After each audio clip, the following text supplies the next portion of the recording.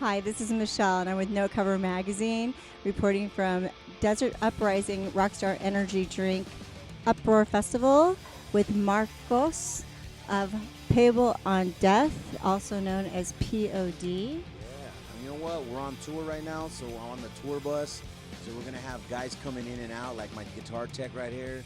And see, he's trying to dodge the camera. But anyhow, if you hear noises, that's because we're on a tour bus, live and direct. So let's talk about your new single, Lost and Forever.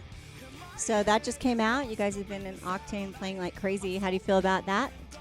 It's amazing because we've been at it for so long, and we've been touring for a long time, been a band for a long time, and we actually took 4 years off, and that's rock and roll suicide for any band, and to come back out and do what we did with that tune, went to #1 in the country at rock, and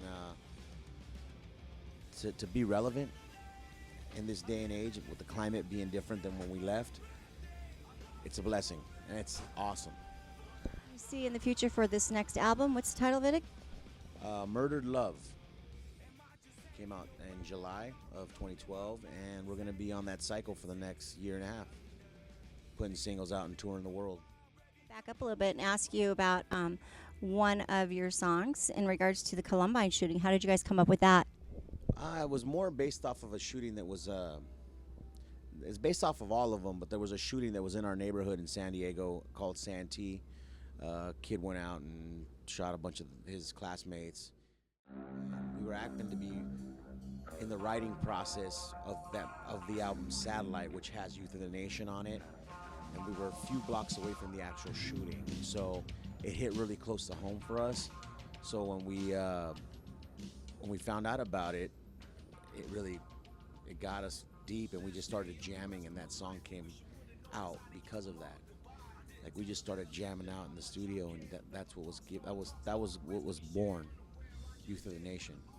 I'm glad it really touched a lot of hearts, it sounds like. So in Inception in 1992, I read that you were kind of the genre of new metal. What do you consider yourself now?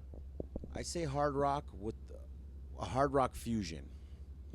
And what I mean by that is, like, I don't like to be put in a box of metal. I don't like to be put in the box of new metal, of Christian rock, all that stuff. It's just categorizing music, which I don't feel there should be those boundaries when it comes to music.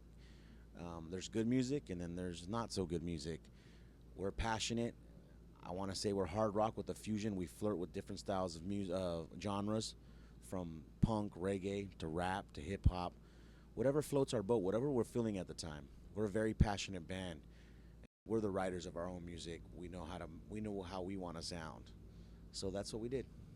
So it sounds like you were on a label, then you weren't on a label, then you were with Universal, is that right? And then you kind of went back and forth, and now you're on a new label. Yeah, Can you tell me about the new label? Yeah, they're named Razor and Tie, and they're a big indie label, which nowadays, the music industry, it's the wild, wild west. Big indie labels are just as strong as major labels. And look, we're #1 in the country with our album, with our song. So it's a good place for us to be, and we're glad that we made the decision to go with Razor and Tie, and we're glad to be part of that family. Well, in closing, is there anything that you would like to say to your fans and the readers of No Cover Magazine and the people that are watching it? I would say, don't judge a book by its cover. Do your research on everything, and don't follow something just because someone says so. And I want to say thank you to all the fans that have supported us throughout the years, the old ones and the new ones. Without you, none of this would be possible, so thank you.